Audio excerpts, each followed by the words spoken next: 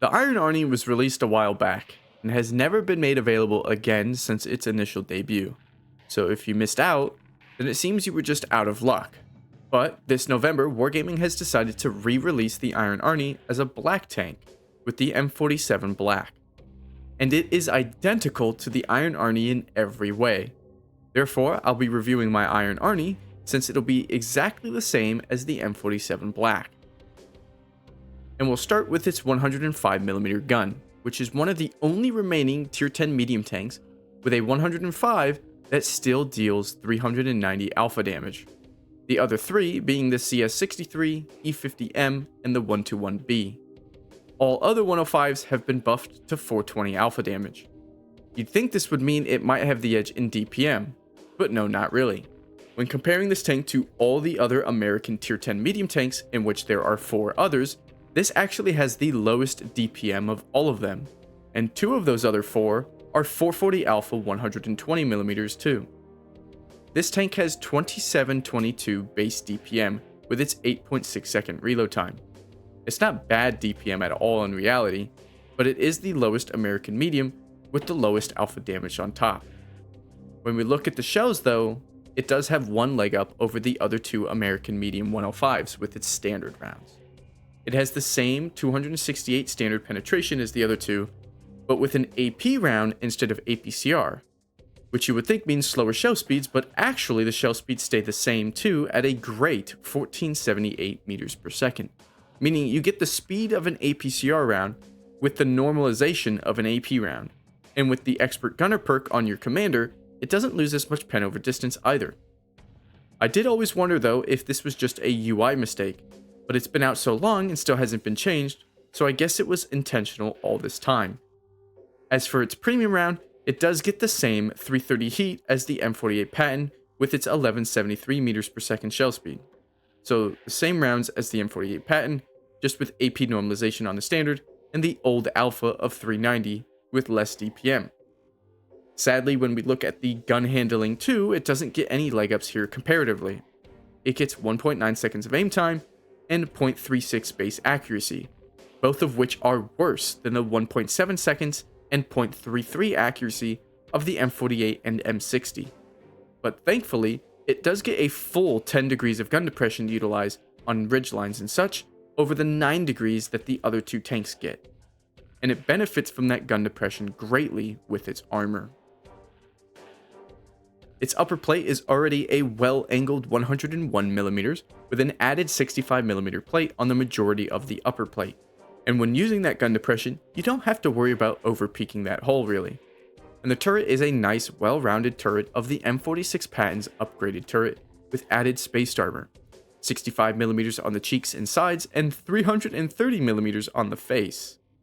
And yet, often enough to make it annoying, I still get penned in the face even by non-tank Nashors. It is spaced armor and there is additional armor placed behind it, and yet I'll still see pen holes. It could just be server issues showing a pen hole in the face, when in reality they hit the 215mm turret ring that is pretty exposed, but it does become annoying. Next to that turret ring is another weak spot that many players can accidentally hit just through auto lock when you're facing them on flat ground, and that's these little corner hatches on the top of the hole that are only 76mm thick, which is the same thickness as the side of the hole, which does have 30mm of spaced armor on top of the 20mm of track armor to help you out when side scraping. The lower plate is also 76mm and has these cutouts on the spaced armor where you can be easily penned past the spaced armor. And lastly, it has a cupola that's quite large compared to the M48 and only 120 at its thickest part. Overall, the armor does hold up as a medium tank, but it's not super reliable, much like a Super Pershing almost, if you've played that tank. And it does get a healthy 2100 HP, which used to be rare and really nice, but the M48 Patton itself has been buffed twice in the health department to now match this tank in its HP, no longer making its HP an advantage it used to have in the past. And you'd think that all that spaced armor would have an effect on the tank, but it depends on what you're comparing it to, because if we compare it to the M48 Patton, well, its 45 km/h top speed and near 17 power to weight ratio with its 800 horsepower makes it almost identical to each other in mobility. But since this is an M47, it's actually more comparable to the M46 Patton, the Tier 9 American Tech Tree medium tank. And that tank goes 3 kilometers an hour faster, with around 3 more power to weight ratio. But honestly, the spaced armor more than makes up for that slight potential speed advantage it could have had over the M48 without it. Where the spaced armor does weigh it down compared to both tanks though, is in its maneuverability with its traverse speeds, both its turret and track traverse being only 36 degrees a second, which is worse than the other tanks, but not really a detriment to the tank in all honesty. Another reason I compared the tank to the Tier 9 M46 Patton is this tank's spawning capabilities. It only gets the 410 meters base view range of the Tier 9, and not the 420 meters of the Tier 10 M48 and M60. Its concealment isn't terrible, but even that is also worse than the M48, which has been buffed. It's not the worst of the American Tier 10 mediums in terms of concealment, but it's second place only to the 120mm Patton, meaning even with the less view range, it still has worse camo than the M60 and M48. Not to say it's anything bad, but it's one of those mediums where you just play like you'll be spotted for the most part. It's really not a bad playstyle, but don't expect great concealment if you want that from this tank. Overall, I think the M47 is a fun tank despite the buffs given to the M48, making this tank feel sort of obsolete. And I truly think this tank was meant to be a Tier 9, and this was their opportunity to make it a Tier 9. And that wouldn't have been unprecedented to do something like that. Earlier this year, the Senjutsu was unskinned as the TO55, and while the Senjutsu was a Tier 8, the TO was a Tier 9, so they could have changed the Iron Arnie here to a Tier 9 as the new M47 Black. Either way, if you already have the Iron Arnie, the only reason you'd be picking this tank up is either you're a collector or you really want that silver bonus at Tier 10, but it is only 25% at a tier you're guaranteed to be top tier. So if silver is what you're after, you're better off with a Tier 8, or better yet, a Cold War Premium. Of course, if you don't have the Iron Arnie, then you might be thinking about getting this tank. But if you have any of the other American Tier 10 mediums, then there honestly is no reason to pick up this tank statistically. This whole review, we compared this tank to the M48, and there's a reason for that. They've buffed the American mediums so damn much despite none of them ever needing it, but for some reason they keep doing it.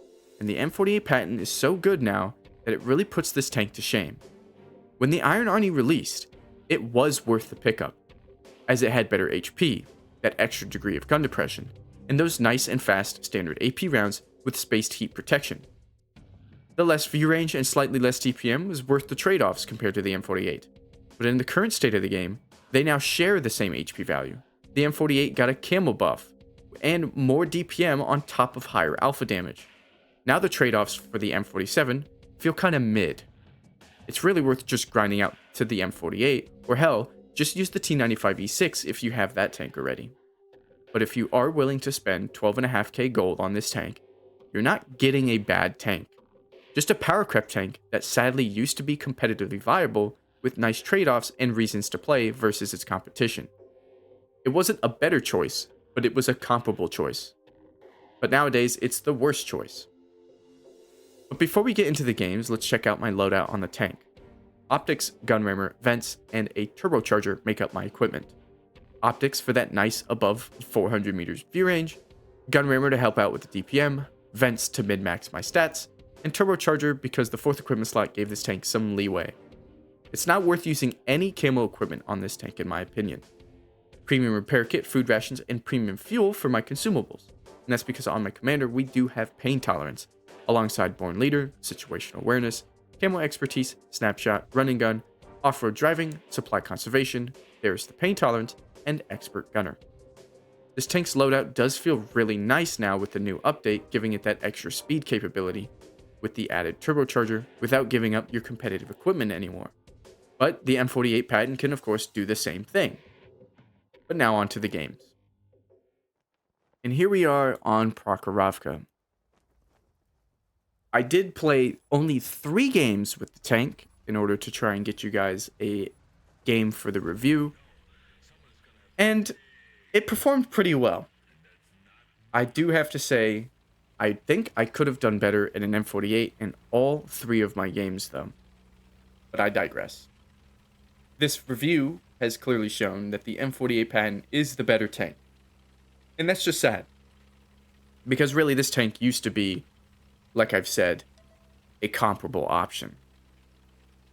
But you can still make it work, of course, because this is World War II, and bad tanks can still work. Again, this isn't a bad tank, though. Right off the rip, their light tank's going to throw their life away. Unfortunately, they do have 2, though, so that means at least one of them will still be alive. But we have our light tank advantage now. We saw there was a poo barn coming this way, so we kind of want to play over here. We have 10 degrees of gun depression, meaning we can play the ridges very well, and there's no artillery on this map, which is beautiful. What we want to do is be aggressive on the hill with our team, though. We obviously can't fight the hill by ourselves, nor do I think we can even spot over there unless we cross the railroad. So we're sitting here and waiting for our heavy tank to pull up on the ridge to give us some shots at what might be down the 0 line. But fortunately, he's being very slow in doing so, and I have to fight a Kronvon, which is a really good hold-down tank. And we know there's a poo barn in the back. Now, the reason I only played 3 games was because I didn't feel like I needed to play too much to get a good game in this tank. And I really didn't. And I am surprised that this game that I'm showing you wasn't an ace tanker.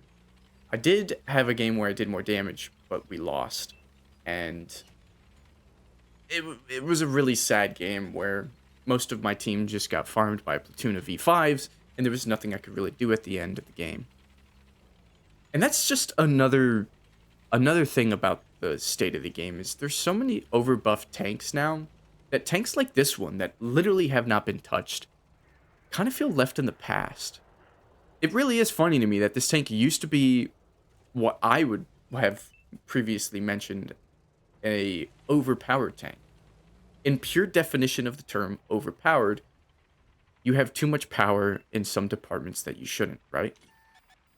This tank was one of the first tanks to come out with over 2000 HP that wasn't the E50M.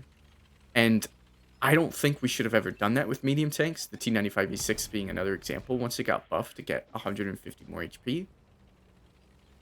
But back then, this tank had 2 things that seemed like too much, and that was 2100 HP for being a tier 9 with spaced armor brought up a tier, right? So the M46 patent doesn't have 2000. This could have had 2000, been on par with the M48 patent and been fine. And those standard AP rounds flying as fast as the standard APCR rounds on the M48 patent didn't make sense to me. And so I remember when this tank came out, I thought it needed a nerf. And now that it's been so long and everything else has been buffed around it, and seemingly we're keeping the HP increasing on medium tanks, this tank now needs potentially a little bit of love.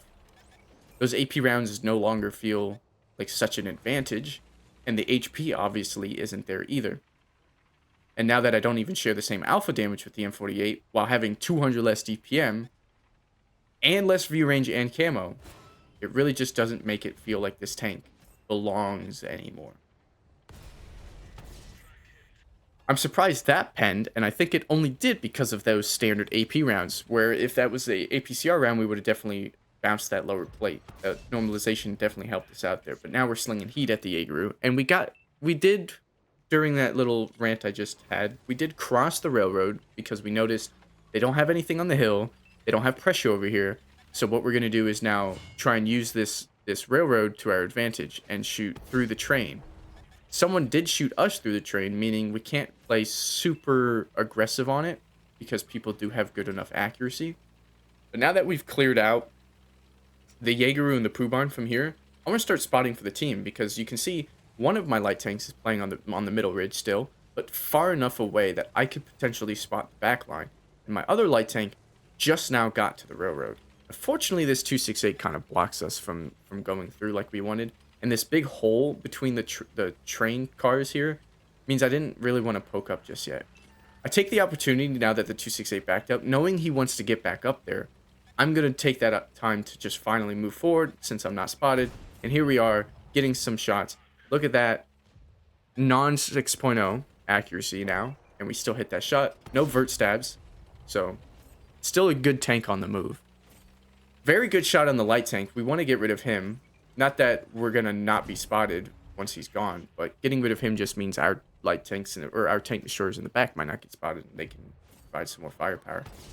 Avery's lower plate got nerfed, so we get an easy pen through that. Not its lower plate, but its shovel. And the heavy tank to our right died. We've now picked up 4,300 spotting damage, a bit of tracking in there as well, 5,000 damage ourselves, and there's still one more Avery and 2 tank destroyers left. Another shot on the move, and we pick up my, I think it was 331st Avery kill. Added that to the count. This didn't happen on stream though, so I had to go and add it past it. He puts a shot into us, which makes us very low now. 2-shottable to the Sturv 103B, which has great TPM, and also 420 Alpha, so I didn't want to set out in front of him. 268 dies, so now we push the Sturv. We're at 5,500 damage. Can we make it 6k? Just close enough, 5,950. Can we get one more shot in? Unfortunately, someone hits him. We can't get the 6k, and we don't even get the kill. But we'll take the 2 kills, the 4,700 assisted damage, and the 6,000, near 6,000 base damage. That only goes for almost 1,600 base XP, and is just a first class. But that's fine by me. I think that showcased perfectly what the tank is capable of. And do I think the M48 could have done better in that situation? Actually, 100%. Every shot that I would have taken would have given me 30 more alpha damage on average, and I would have definitely hit that 6k mark, while being able to actually spot just a bit further out, and maybe get a little bit more spotting damage to myself. Either way, the Iron Arnie is still a good pick. M47 Black is identical to this tank, so if you missed out on the Iron Arnie, you can still get your collector vehicle. Just maybe it's not the best one of the American mediums. Either way, thank you for watching. I'll see you in the next one. Take care.